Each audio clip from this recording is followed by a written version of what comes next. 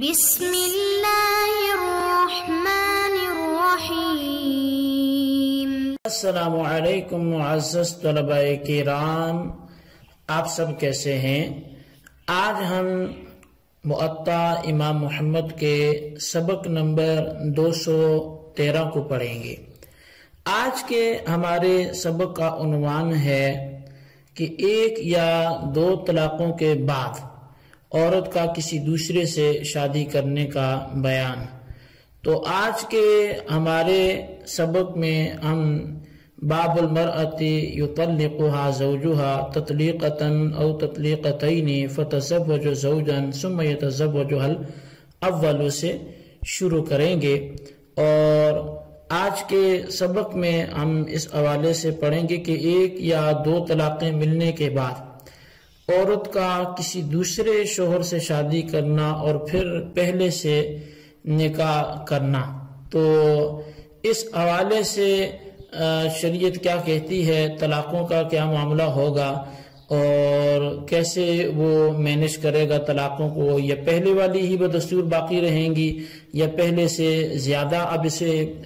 نئے سرے سے طلاقیں ملیں گی، اس میں امام صاحب کا کیا موقف ہے اور صاحبین کا کیا نظریہ ہے یا ائمہ کا دیگر کا کیا نظریہ ہے۔ تو اس حوالے سے ہمارا آج کا سبق ہے۔ امام محمد رحمۃ اللہ علیہ احادیث لے کے آئے ہیں، تو ہم آغاز کرتے ہیں۔ آپ فرماتے ہیں کہ اخبرنا مالک اخبرنا الزہری عن سلیمان بن یسار و سعید بن المسیب عن ابی ہریرہ انہ استفتى عمر بن الخطاب في رجل طلق امراته تطليقة او تطليقتين وتركها حتى تحل ثم تنكح زوجا غيره فيموت او يطلقها فيتزوجها زوجها الاول على كم هي؟ قال عمر على ما بقي من طلاقها۔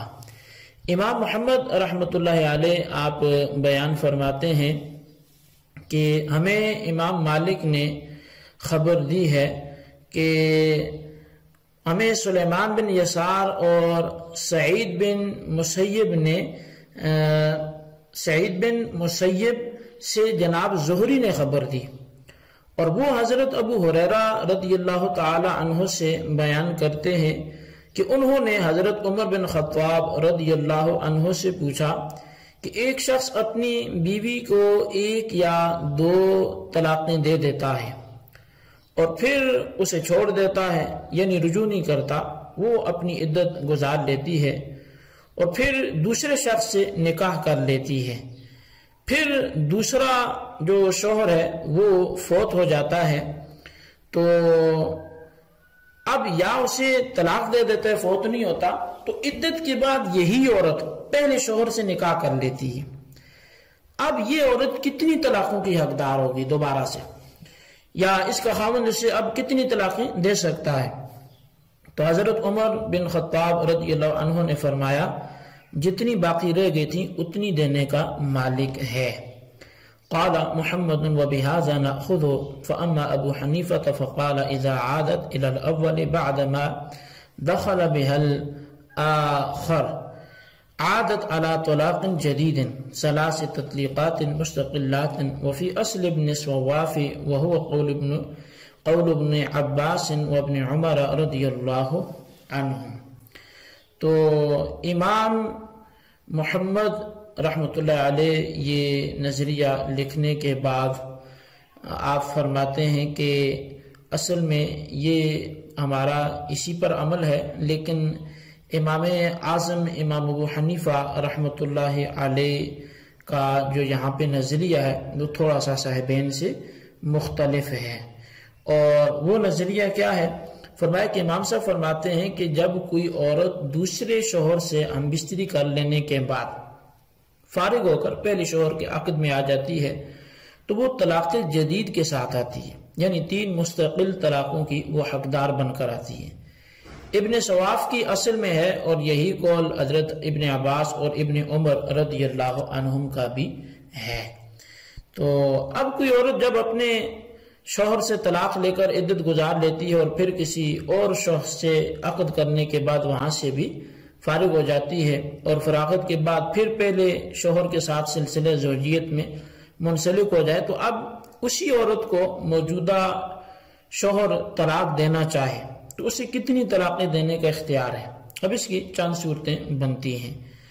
پہلی صورت تو یہ ہے کہ پہلے شوہر نے 3 طلاقیں دے کر فارغ کر دیا تھا، اور دوسری صورت یہ ہے کہ پہلے شوہر نے 1 طلاق دی تھی، اور تیسری صورت یہ ہے کہ ہر ماہ 1 طلاق دے دیا کرتا تھا، اور چوتھی صورت یہ ہے کہ صرف 2 طلاقیں بیک وقت دیں یا 2 ماہ میں 1 طلاق دی تھی۔ اچھا، اب ان مختلف صورتوں میں پہلی صورت میں تو تمام حضرات کے اتفاق ہے کہ جب مطلقہ عورت پھر پہلے شوہر کے پاس آئے گی، اب مستقل 3 طلاقوں کی حقدار بن کر آئے گی، یعنی اسے پہلے مغلظہ کر دیا تھا، 3 طلاقیں دے دی تھی، تو اب جب واپس آئے گی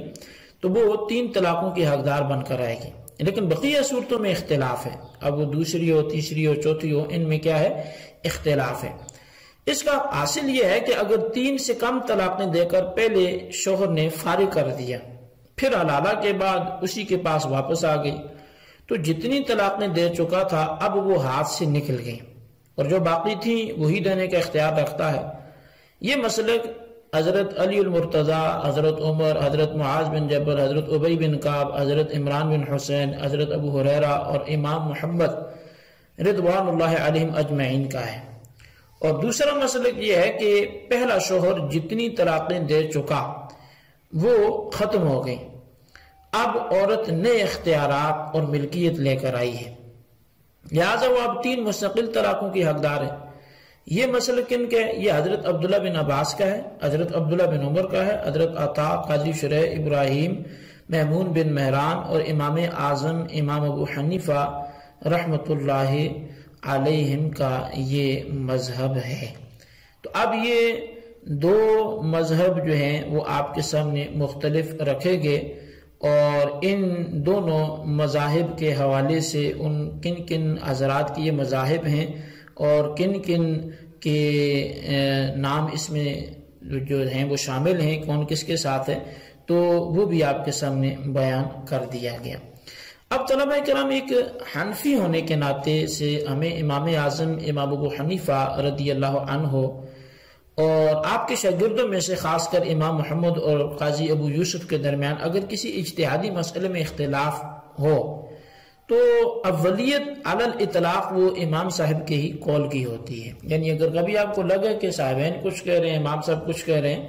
تو اولیت جو ہے ترجیح کس ہوگی، راجح قول کون ہوگا؟ وہ امام صاحب کا ہی ہوگا۔ اسی طرح اگر دیگر ائمہ مجتہدین اور امام اعظم کے درمیان کسی مسئلے میں اختلاف ہو تو ہم اس وقت تک امام اعظم امام ابو حنیفہ کے قول کو نہیں چھوڑتے جب تک آپ کا اس سے رجوع کرنا ثابت نہ ہو، اور اگر کسی مسئلے کے بارے میں آپ کی طرف سے دلائل بھی مذکور ہوں اور ساتھ ہی ساتھ رجوع ثابت نہ ہو تو ہم احناف ان کے قول پر عمل کرتے ہیں۔ اب یہ جو زیر بحث مسئلہ ہے، اس میں چونکہ امام محمد اور امام اعظم کے اختلاف خود امام محمد نے بیان کر دیا ہے، تو اس لیے ہم امام اعظم امام ابو حنیفہ رضی اللہ عنہ کے مسئلے کی تائید میں کچھ احادیث کا سہارا لیتے ہیں تاکہ ہمارے لیے یہ مسئلہ سمجھنا مزید بھی آسان ہو جائے۔ اب یہ جو احادیث ہیں یہ کتاب الاثار سے ہیں۔ امام محمد ہی کہتے ہیں کہ امام اعظم امام ابو حنیفہ رضی اللہ عنہ نے حضرت حماد سے خبر دی اور انہیں سعید بن جبیر نے بیان کیا، فرمایا کہ میں حضرت عبداللہ بن عتبہ بن مسعود کے پاس بیٹھا ہوا تھا، اچانک ایک اعرابی آیا اور پوچھنے لگا کہ ایک شخص نے اپنی بیوی کو 1 یا 2 طلاقیں دے دی ہیں، پھر اس کی عدت ختم ہو گئی ہے اور اس نے کسی اور سے شادی کر لی ہے، شادی کے بعد اس نے نئے شوہر نے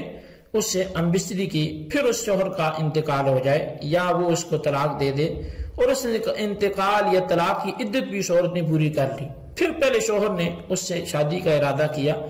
تو یہ عورت اب اس کے پاس نکاح میں آنے کے بعد کتنی طلاقوں کی حقدار ہوگی؟ عبداللہ بن عتبہ بن مسعود نے فرمایا کہ اے سعید بن جبیر تم اس کا جواب دو۔ پھر فرمایا کہ حضرت عبداللہ بن عباس اس بارے میں کیا فرماتے ہیں؟ جناب سعید بن جبیر کہتے ہیں کہ میں نے کہا وہ یعنی حضرت عبداللہ بن عباس کہتے ہیں کہ نیا نکاح پہلی 1 طلاق یا 2 طلاق میں یا 3 طلاق میں سب کو ختم کر دیتا ہے۔ پھر انہوں نے مجھ سے پوچھا کیا تو نے اس بارے میں حضرت عبداللہ بن عمر